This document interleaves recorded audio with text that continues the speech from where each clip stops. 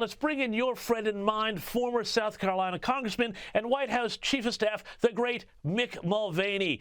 Mick, we have been speaking a lot here about Pennsylvania and that debate between John Fetterman and Dr. Oz. Here was, though, Chuck Schumer caught on a hot mic talking about it with Joe Biden. Looks like the debate didn't hurt us as much in Pennsylvania as it today, so that's good.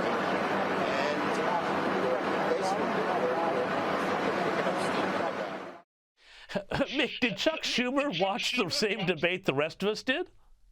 Yeah, hey, James, it's great to see you again. Keep in mind a couple of things. First of all, I think you cut off the beginning of that where I actually said, and we got really behind in this other race. And the fact that he's admitting to the president they're behind in any race is kind of surprising. My guess is they're just telling Biden what he needs to hear. Biden is really not engaged. He's trying really hard, but as you've shown previously on this show, he's not the intellectual leader of this party right now. So I think they're just trying to tell him what they need to hear. They got pummeled in Pennsylvania. They know it. The Democrat talking points of the Democrat class here in Washington, D.C., where I am now, are just apoplectic about the fact that the debate even took place in Pennsylvania. Keep in mind, it's even worse than you folks showed in your clip during the debate. Fetterman has to have a machine that will transcribe audio questions into writing so he can read it because he can't process audio questions. So it's much worse than they're letting on, and certainly much worse than Schumer told the president. And I mean, talking about that disengagement of Joe Biden, he's barely been seen in this campaign, but now I understand they're wheeling the president out in deeply Democrat areas like New York and New Jersey that should not be contested ground at all. Is that correct?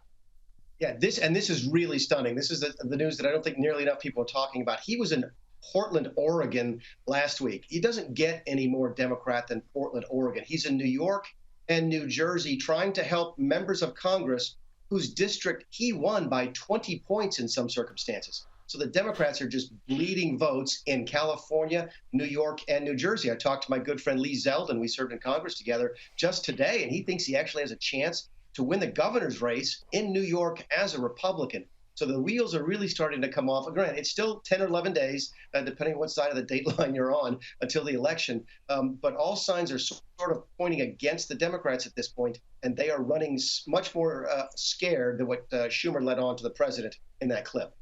And I mean, they've been keeping him in hiding, and I just have to wonder if it has anything to do with blunders like this one he recently made. We've got news that Rashid Sunak is now the prime minister. I mean, this is not the first time he's botched a foreign prime minister's name. And I want to thank that fellow down under. Thank you very much, pal. Appreciate it, Mr. Prime Minister. Mick, are they just terrified of more gaffes like that on the stump? They absolutely are. And the double standard is just outrageous. You correctly showed the New York Times front page story that when Trump slipped coming down a step, at a speech, they were talking about his mental capabilities.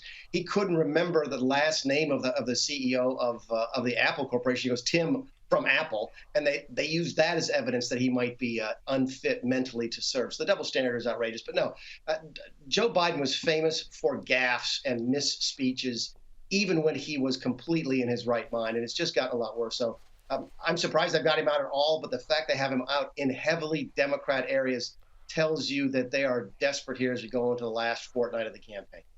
And finally, just quickly, let's talk about that other Biden, Hunter Biden, and bank records that have been revealed showing that he may have been compromised by Chinese intelligence. I mean, surely, are we even surprised by this anymore?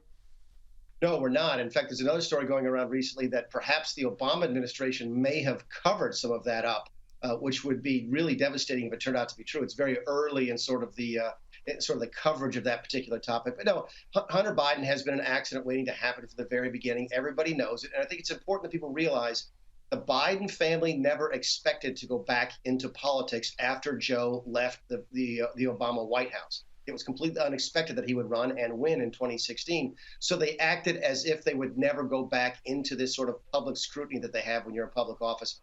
And it's starting to show right now. My guess is that Hunter Biden's in a lot of trouble, and it's certainly not going to help his dad in the second half of his first term. Mick Mulvaney, always a pleasure and always insightful. Thanks so much for joining us.